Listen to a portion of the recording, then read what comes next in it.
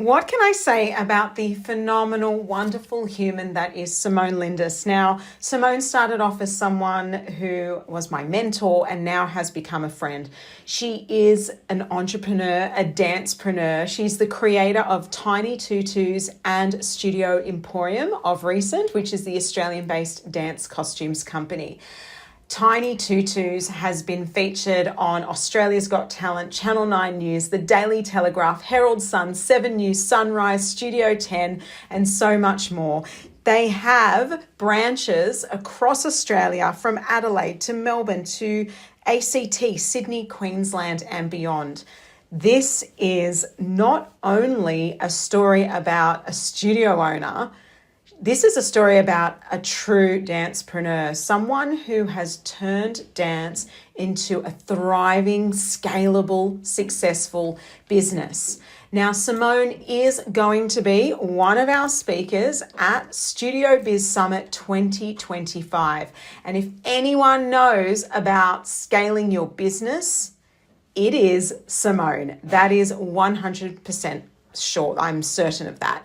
Now, she's going to be talking about scaling up your studio business, and we're going to touch on that a little bit today on this episode. So stay tuned. You will not want to miss hearing from this phenomenal woman who has made dance into a thriving, scalable, big, exciting business, which so many studio owners seek when we talk about growth.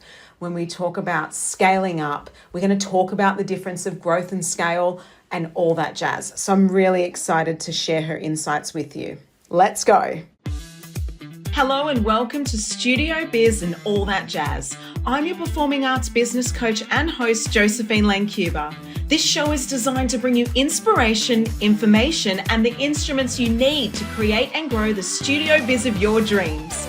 I will bring you a mix of solo episodes as well as interviews where I tap into the minds of industry experts. My career started as a performer over 2 decades ago. I later became a speaker, theatrical producer, and talent manager, as well as having a successful teaching career in singing, drama, and dance. 10 years into my professional journey, I became a mama of 2 and with a baby on my hip, opened up my very own performing arts studio. From hardship and humble beginnings to 4 studio locations and a multi-6-figure performing arts biz, I know how to attract students and keep them coming back for more.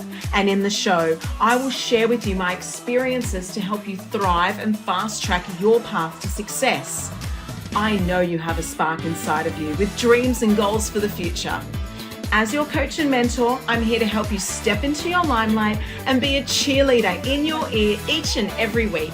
So get ready to be entertained and inspired as we talk studio biz and all that jazz.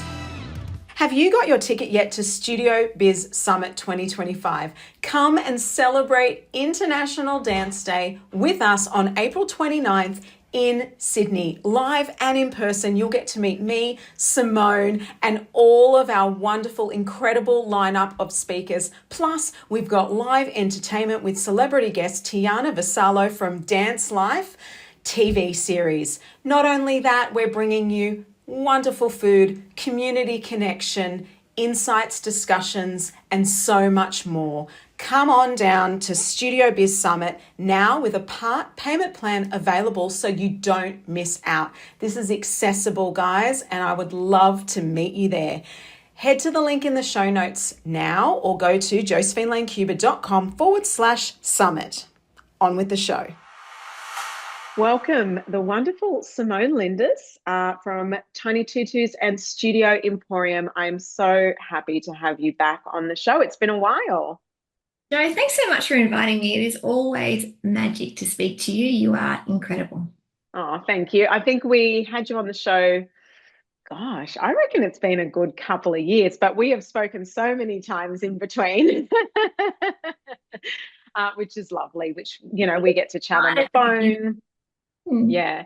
And I think that's really important too, having those real life connections with people that really understand your business journey and your life. Like I think as well, just on a little side note here, because I know we're going to talk about all the things, but yeah, it's nice to be able to pick up the phone and have a conversation, isn't it? It just really is. It is one of the most important things for me to be able to connect with other studio owners, but actually just other business owners. I know in my own personal journey, I have mentors in all different walks of life, and it is Mm, really just lovely to be able to speak to someone in that same position as you. Because you can have yep. family and all of these types of people, but they don't understand how tricky it is running a business. No, not even my husband, I think. Like he's supportive, but he doesn't really get it. He works for an organization, like corporate life. It's just totally different. It's chalk and cheese in that sense. So, yes, I agree with you completely. Now, today we are talking about a lot of different topics, but really we want to hone in on what you're going to be talking about at Studio Biz Summit. Now, for everyone listening, Studio Biz Summit is an event that's got an incredible lineup, including Simone, and it's going to be happening in Sydney on April 29th. So the link is in the show notes there. Do make sure you come along, everybody. And we're celebrating International Dance Day that day. But you're going to be bringing to the conversation the topic of scaling up your studio.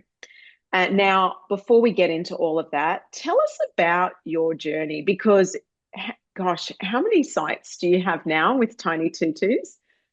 But we have a lot of sites.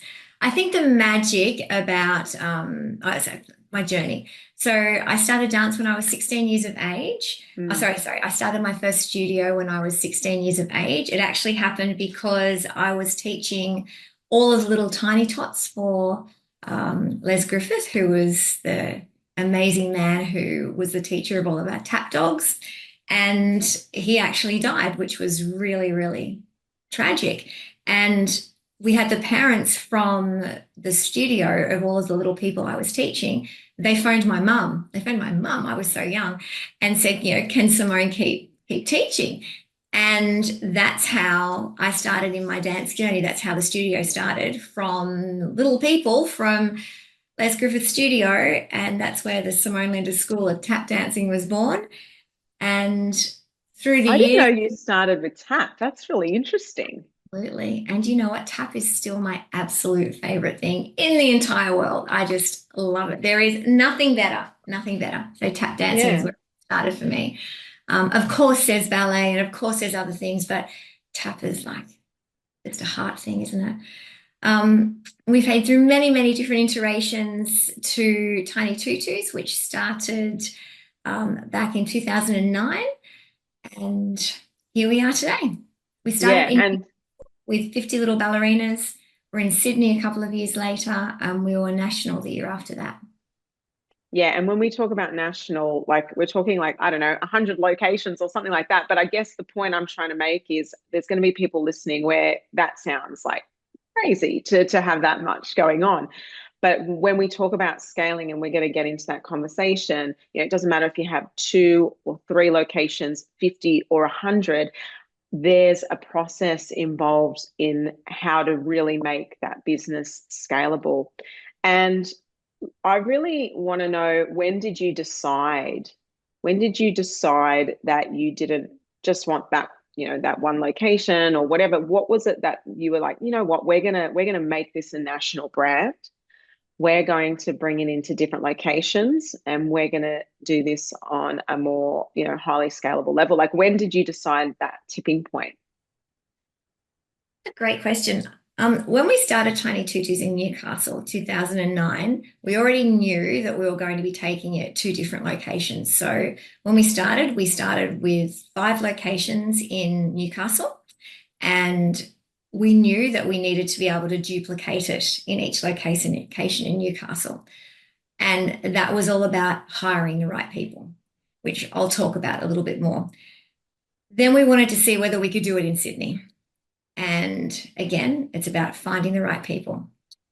We then partnered with Foxtel and we had our ad go national. And I have to say that unplanned growth is the most dangerous thing that could happen to a business, because overnight we were national.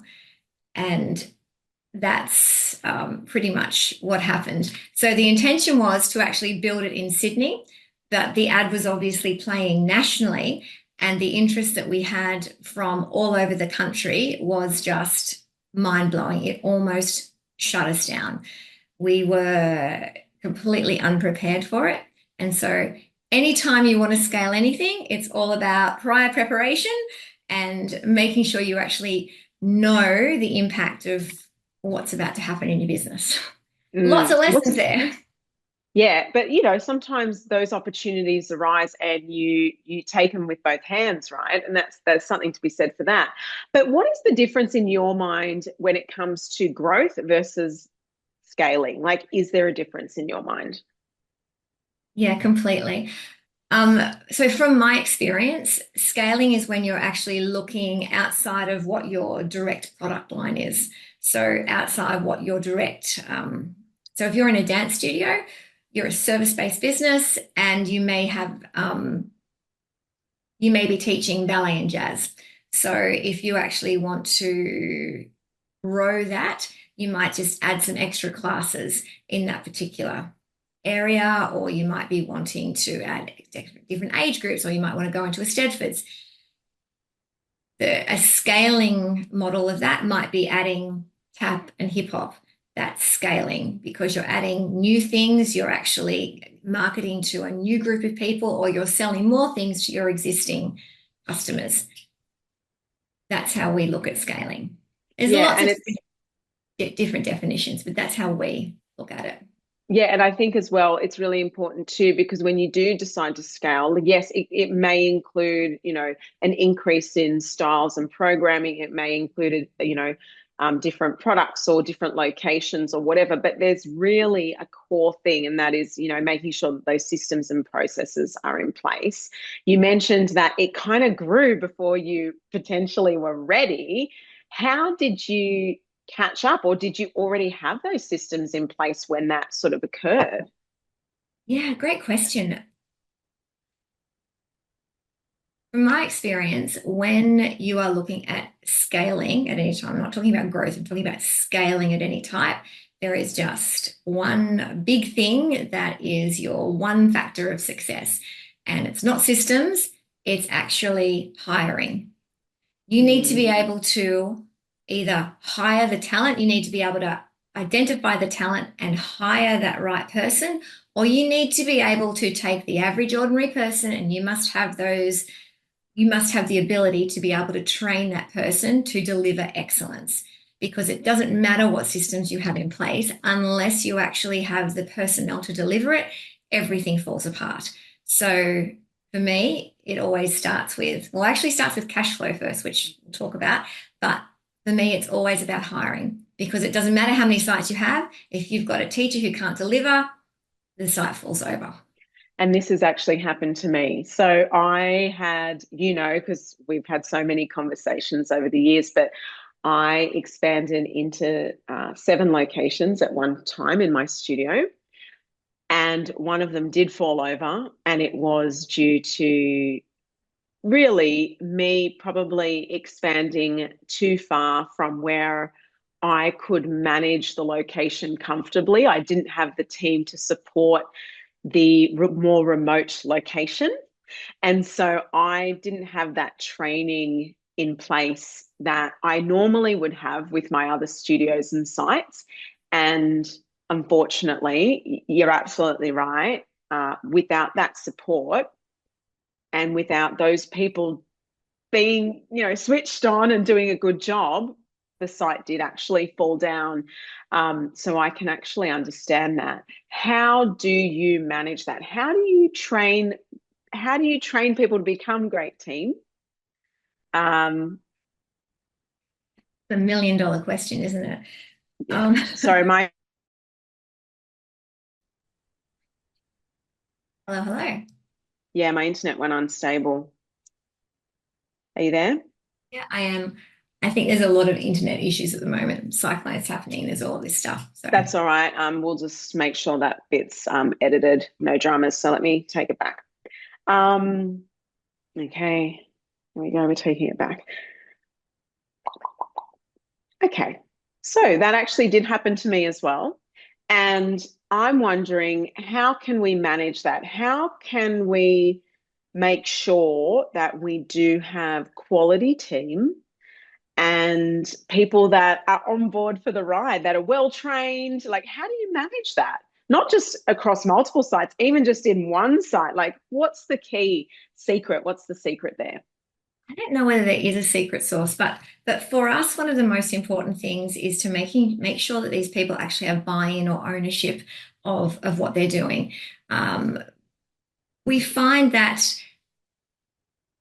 a lot of our beautiful teachers, yeah, of course, money is a factor. Money is a factor in everything. The reason why you're in business or you work is for money. But I find that a lot of people today, it's about the connection, it's a little bit about control, and it's a lot about how it makes you feel. So we are really looking for people who remember what it feels like to be a little 3 or 4-year-old ballerina, remember what it feels like, and then we build on that so they can deliver that experience to our families and our ballerinas. We are very, very specific in the way that we ask questions in interviews. Mm. We have lots and lots of people who apply for us, but not everybody wants to work in the way that we want to work, and that's completely okay. I would rather not open a location than have somebody who is 80% on board. I mean, you can teach somebody how to teach, but you can't teach them how to feel, I suppose. And so it really, for us, is about the relationships. It's all about relationships. Yeah, absolutely, absolutely. So let's talk about, those relationships that you mention. Is that something that you believe you can foster over time, or is it just like an instant, like we're clicking, or you think it's trainable, it's something that you can foster? Think you have a gut feel about somebody. But I do say to everyone who comes into our world, you have to love us as much as we love you. There is a world of opportunity out there, and we love the fact that you want to work with us. And I think that is something that we appreciate. We very much say, you could be sharing your time anywhere. The fact that you've chosen us is, to me, it means the world, and that's how we actually look at things. It's one of the things that we actually say. I think employers these days look at it as we're choosing you, and it's actually not. It's actually the teacher is choosing the studio, Yeah. and that's the base that we start from. Yeah, absolutely. So we've talked about, the difference between growth and scalability. We've talked about the importance of, having systems in place for that, to be able to scale, and team. You tapped on just slightly there, cash flow. Let's go there. So what do you mean by that exactly for everyone listening, and why is cash flow so important? Cash is king. That's that saying, or queen, as we want to say here too. But in any business, if you want to scale, scaling costs money. So you need to make sure that you actually have the cash flow in place to be able to scale your business. Now, scaling in a lot of people's minds looks like actually starting at another location. But scaling is so many different things. But anytime you're stepping outside of business as usual, that for all of the planning that you can do, that requires a bit of risk. So you need to make sure that you can actually fund that risk, because it might not work. You might start a new location, you've trained a new teacher, you've put money down on a leash, you've spent time advertising, you've got kids in the door, and if the whole thing flops or hasn't made money, you need to make sure that that's not going to affect the rest of your business. Or that you've got time, because you need to also decide how long you're going to give that a crack, that particular program, that particular offer, that marketing campaign that you're investing in, that team that you're investing in. There's a timeline where the money's going to run out unless the money starts flowing in. So it's about how much capital do you have to sustain that growth period, right? And I think that's somewhere where people don't really think about, and unfortunately fall down. And it's due to a lack of planning or financial literacy sometimes. I think sometimes people don't really understand it. They think that people are going to come in the door immediately, but what if that doesn't happen? So it's about mitigating that risk.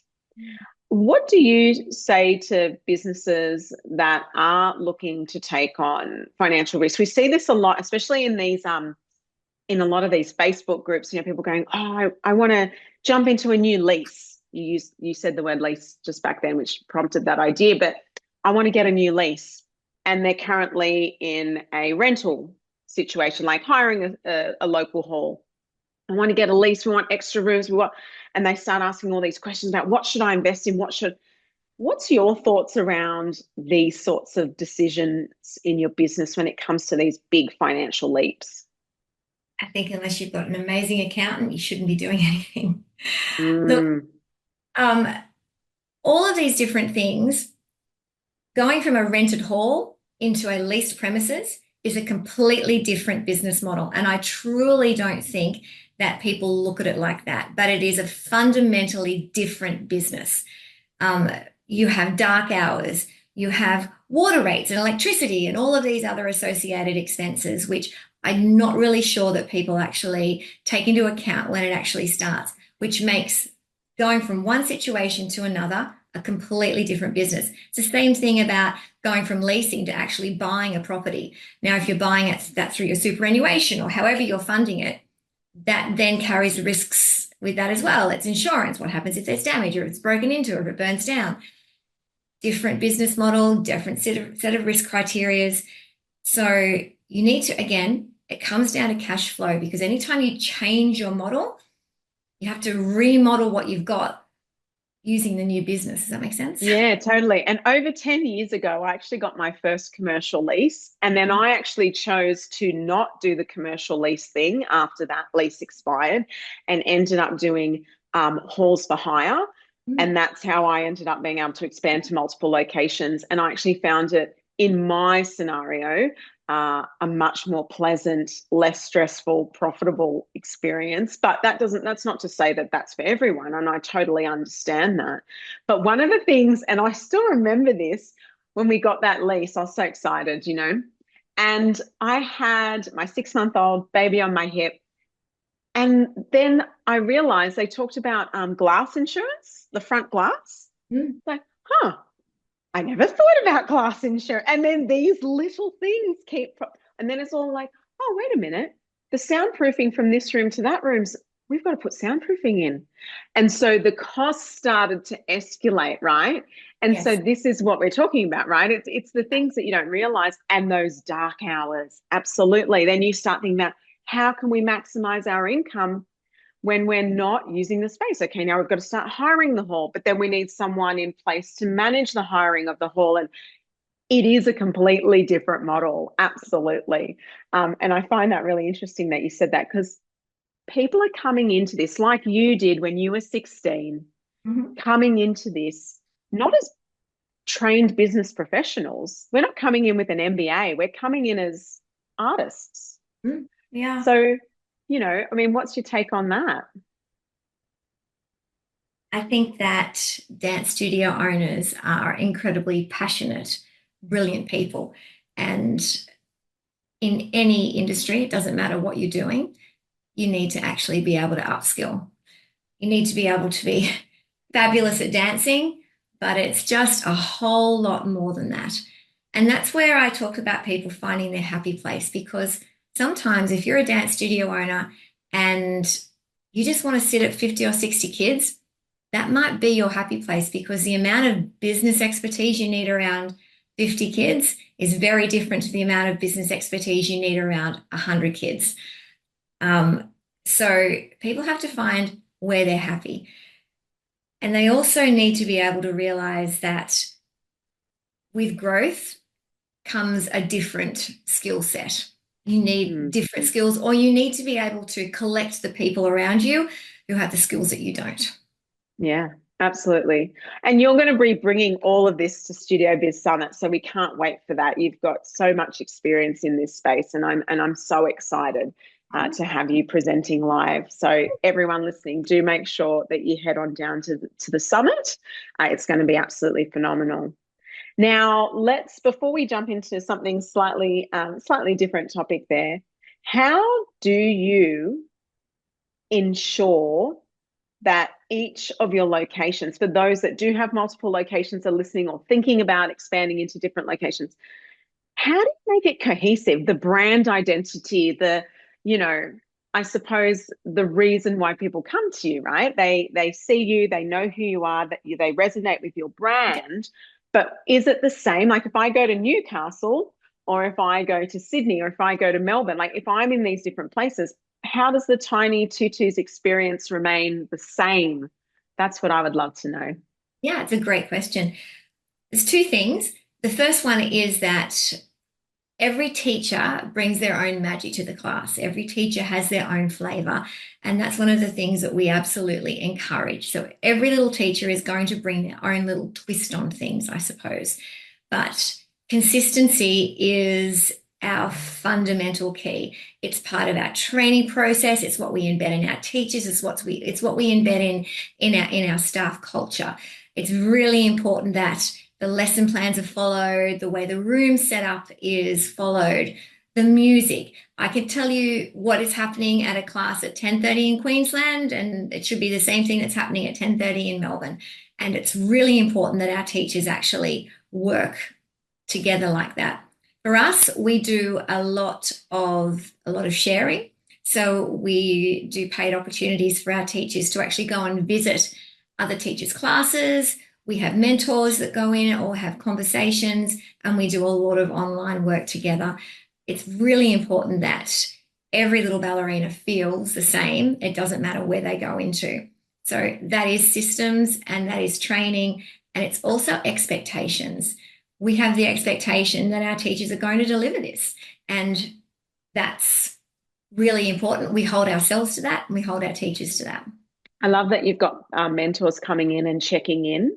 And that's not necessarily you, because you couldn't be in 100 places at once, obviously. So the fact that you've implemented team to go and support and mentor different locations, making sure that everyone's on the same page and that feedback is being given and that they're being assessed, essentially, because there's got to be a level of accountability. Like if you open up some class out in, I don't know, like you're out in Dubbo or something like that, and no one's checking in, then no one's ever going to check in. And that is, like I said, when I started my expansion, I just had my newborn. It was a lot, and I didn't really think about, I thought about it, but I didn't hold myself accountable. And that's when it fell down, because there wasn't those check-ins on that site like everywhere else.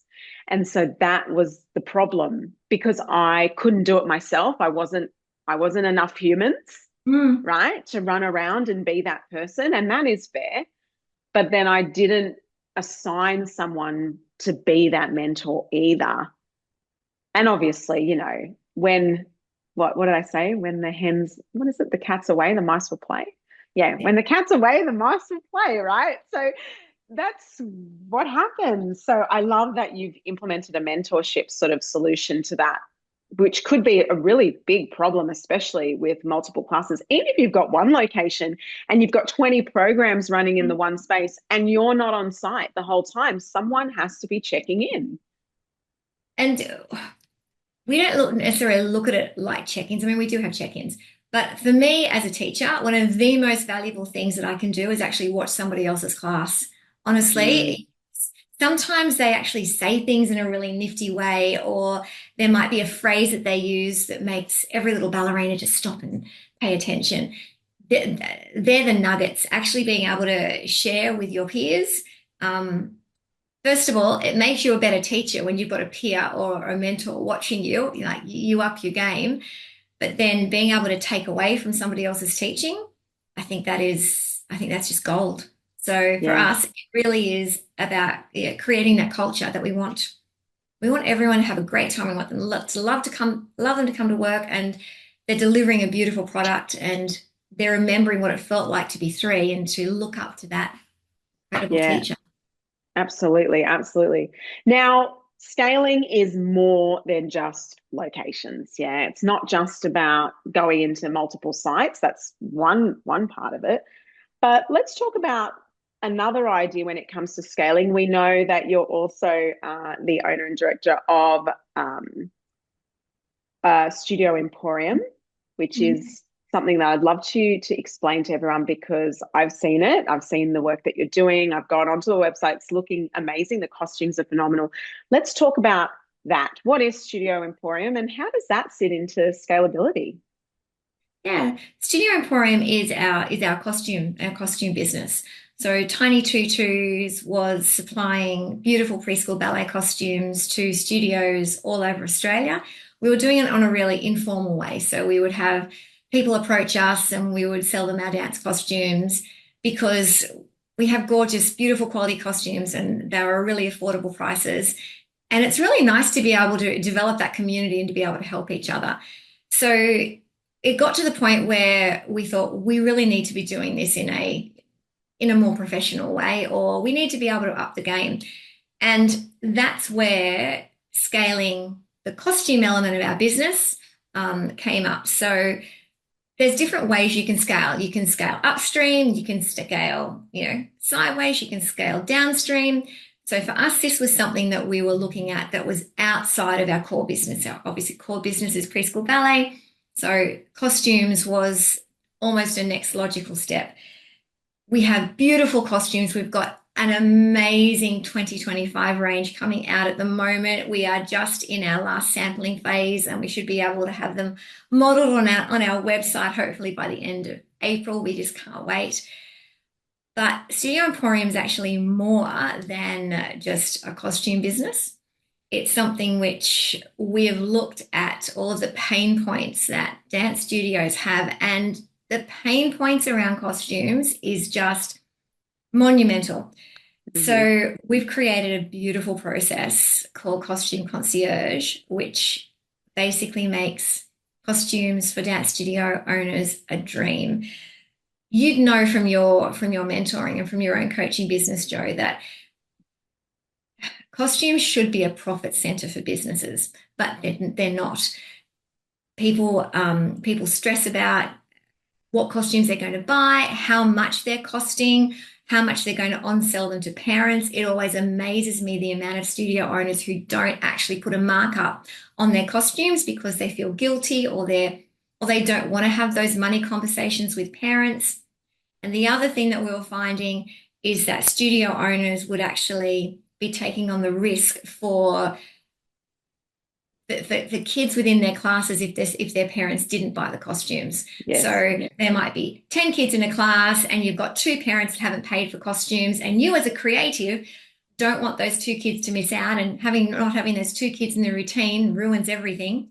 So you just give them the costume and the parent's going to pay you back later, but they never do. So costumes for studio owners has just been a losing prospect. So what we've actually done is created a new system called Costume Concierge, which is a game changer.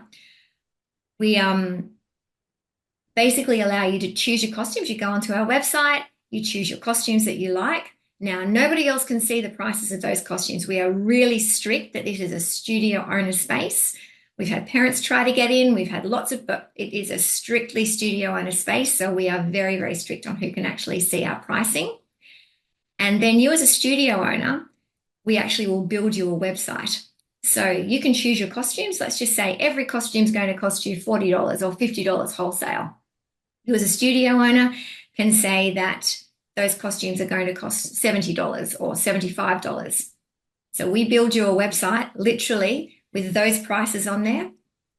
We give you a private login so the parents can actually go to that space. You tell them this is where you're buying your concert costumes. They log on, they buy the costumes. It's just not an issue. They can use Afterpay if they want to. And then what we do is we actually have the costumes, we bag them up all individually by the student who's purchased them, deliver them to the studio, and you hand them out to your families. The best thing is at the end of this, we send you a check with your profit. And I had studio owners literally crying in my office at the end of last year when we're handing over a $4,000 check and, direct deposit. One saying, I've never had that much money in my account in my entire business life. And it just breaks my heart that happens. But yeah, that is phenomenal. I love this so much. And I think that this is I find it funny that parents are trying to crack the code and break into the website and see what the prices are. It's like, well, no. And you know, and that's the other bit. Like, why should that matter what the original price was? Because the whole idea is that the studio owner is a business that is providing a service and is charging additionally for the item. So, yeah, there's a markup, and that actually makes a lot of sense. We're not in the business of wholesaling. We're in the business of, you know, we're a profitable business. That's what this is about. So I love the fact that they actually get a check at the end of it. There's no risk. They can buy it up front. Do you provide a report? Like, I was just thinking, my brain was ticking as obviously like a studio owner of over 10 years. How do I know everyone's purchase? Like, is there some sort of system where I can say, you know, little Mary didn't get her dress and we got to chase that up? Or how does that work? Yeah, absolutely. So we provide reports depending on the level that you've bought into for costume concierge. You generally get a report a couple of times a week, so you know how many children that you need to chase up. Although from our experience at the end of last year, we find that strangely enough, it's the payers, or it's the ones that people always worry about paying. They're the ones that actually jump on and do it first. We found just phenomenal. But we would provide a report to studios generally twice a week, so they know how many people need to be followed up. We generally say you need to give them maybe 3 weeks, because that includes often 2 pay cycles for families. So if give them a 3-week window and say, you have to buy your costumes here. And it's great for parents, because parents actually feel empowered that they're actually part of the purchasing process. Studio owners don't have to have those money conversations anymore. Those money conversations are gone, and they just get the money deposited into their account for the profit. I find that creatives, myself being one, I've had to train myself into being brave enough to have money conversations. Dance studio owners are heart people, and they don't want money conversations, and they want everyone to be happy. And it's really hard if you've got one parent who is just adamantly, I'm not buying the costumes. And by taking it out of the studio owner space, giving it to costume concierge, there are no money conversations. It's just, here is the email, here's the login. If you want her to have a costume, you need to buy it.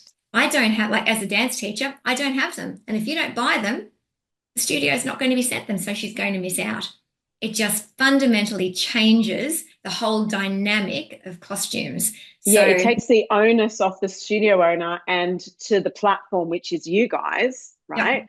And so yeah, exactly. That conversation doesn't exist anymore. It's like, oh, I'm really sorry. We actually don't house the costumes. We're not actually in charge of the ordering process anymore. You just need to do this step. And if you do this, you get the thing, right?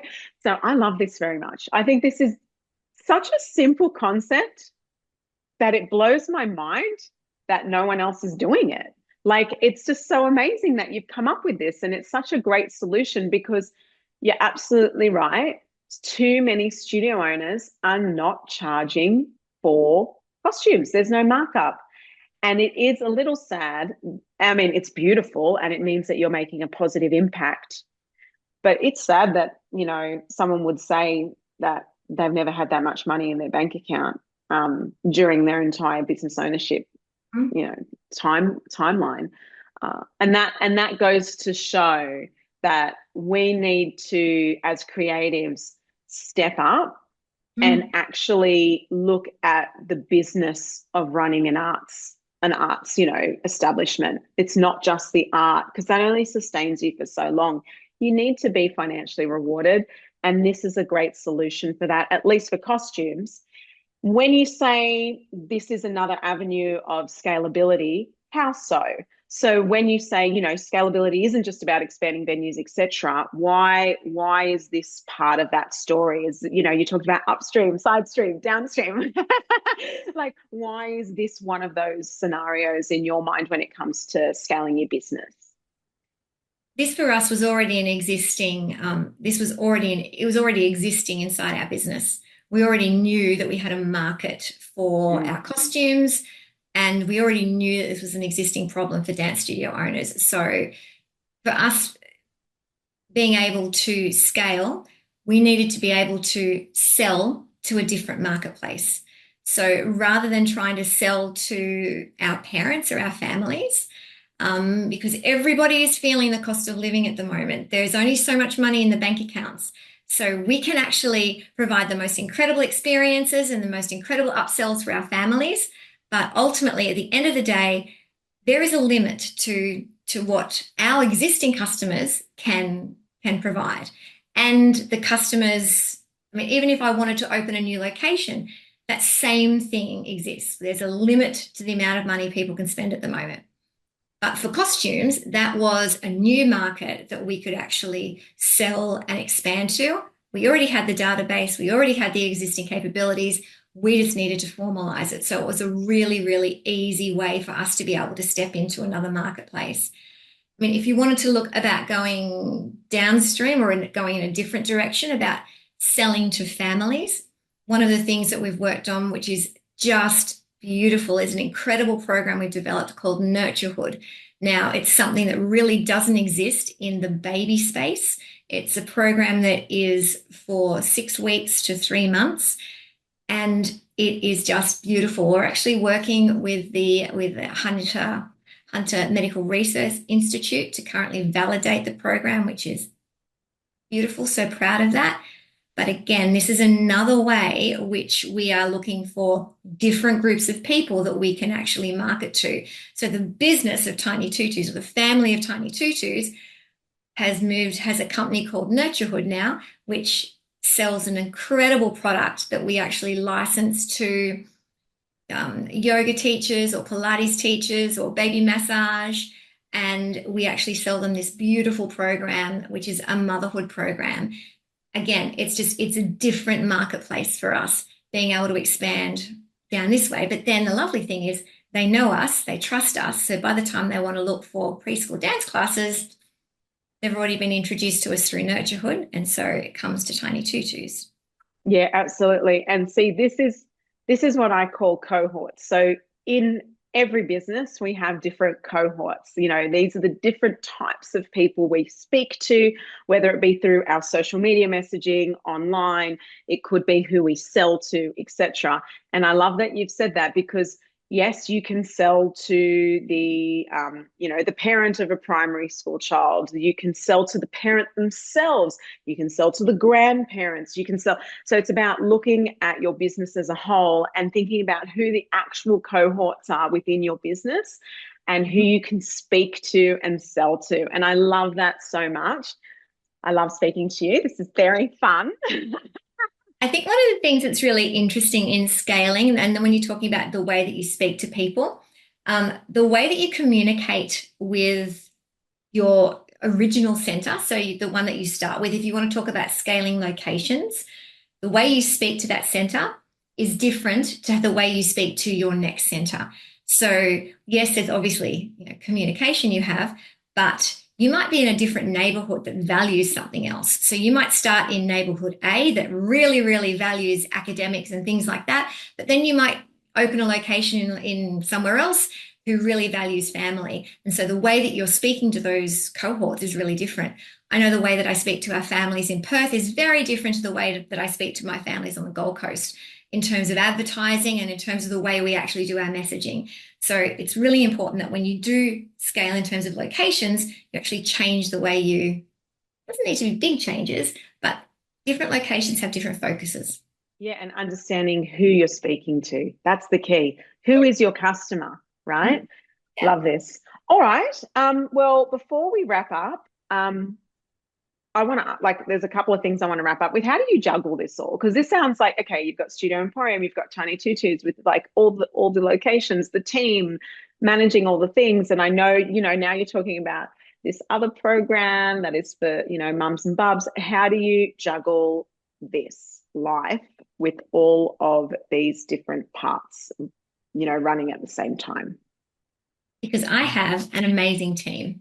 I have an amazing team. Again, I think I said at the very beginning, it comes down to hiring and the ability to be able to trust your people, because you can't do it all. And I'm not good at everything, but I'm good at collecting people. I'm good at collecting the right people who our values align. They can see what I want to do. It's just about your people. And I don't So always you're get. not sitting up till midnight or any, like, are you doing that, or is that not your day? Like you finish at a reasonable time, you have weekends free, or is this like around the clock for you? Like, what does that actually look like? Yeah, that's a really great question, because I think like any entrepreneur, my brain is on 24/7, and there's always things that you want to do.